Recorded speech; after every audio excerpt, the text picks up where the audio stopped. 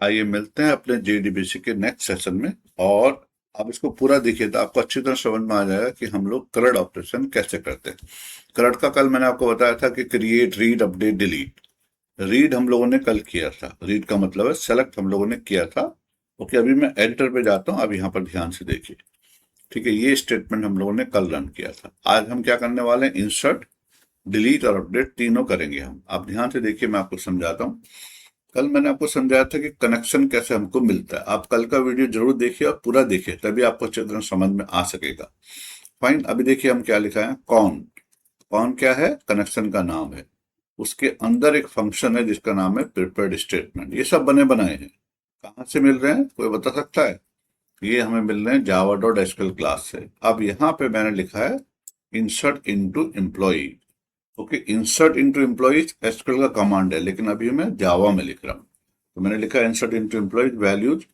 इनको place holder बोलते हैं। प्लेस होल्डर मतलब रन टाइम पर यहाँ पर डेटा आएगा। तो मैंने 3 क्वेश्चन मार्क लगाए हैं। इसका मतलब यहाँ पर 3 डेटा रन टाइम पर आएगा। वो हो सकता है जीयूआई से आए, ठीक है, या हम लोग उसको इंसर्ट करें।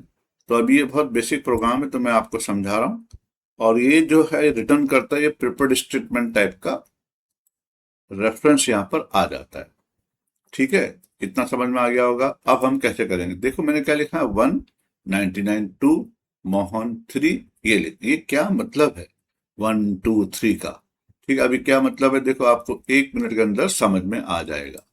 1 मतलब पहला पैरामीटर, इसका मतलब है यहां पर जाएगा 99। यहाँ 2 मतलब मोहन, 3 मतलब 888 जाएगा। और जो स्टेटमेंट है इसके ऊपर एक फंक्शन है एग्जीक्यूट अपडेट।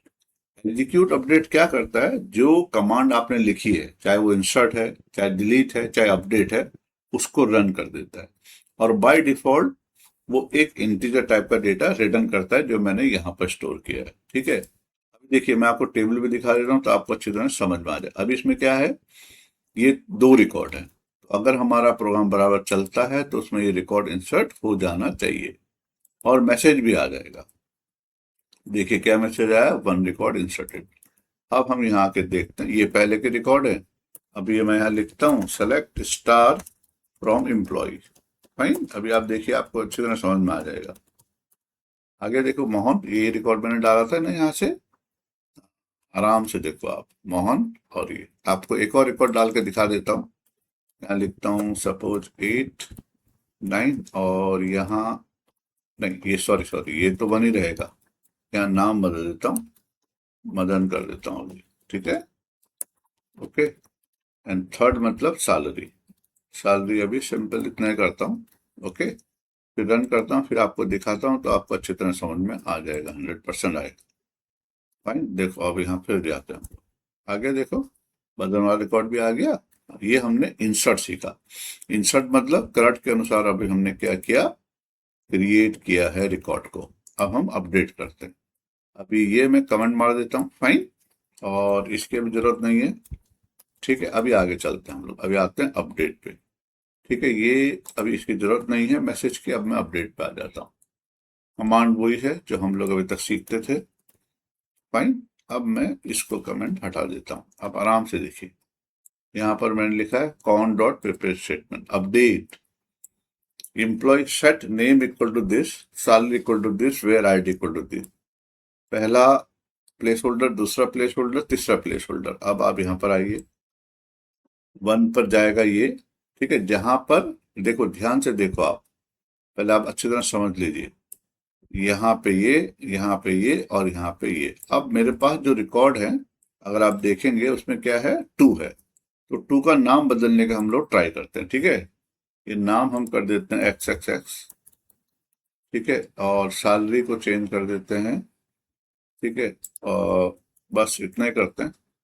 और जो ये है, ठीक है, ये हमारा है, मतलब थर्ड पैरामीटर 2 जाना चाहिए। आप कंफ्यूज मत होइए। हाँ, यहाँ पर ये वाला थर्ड पैरामीटर है। फाइन, वो ऑर्डर से जाता है। और अब मैं इसको भी रन करके, एग्जीक्यूट अपडेट मैंने आपको अभी सिखाया था। अभी आप इसको भी देखिए, रिकॉर्ड अपडेटेड। देखिए अभी आप आराम से देखो, आपको बहुत अच्छा लगेगा। पहले ये रिकॉर्ड था और अब आप देख लीजिए, टू रिकॉर्ड, पहले नाम क्या था हरीश, अब क्या हो गया एक्स एक्स है। और सैलरी कितना था पहले यहाँ पर 55 था, अभी कितना हो गया 111। इसका मतलब अपडेट भी बराबर चला है। आपको चाहिए तो आप ये बता देना, ये प्रोग्राम में आपको लिंक शेयर कर दूंगा।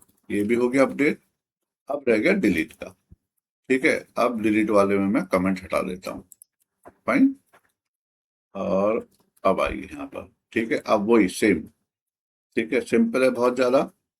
आप यहाँ पर आ जाइए, हमने क्या लिखा है देखो। हमने लिखा है delete from employ where ID equal to question, एक ही पैरामीटर है ना। देखिए first parameter delete from employ where ID equal to 1।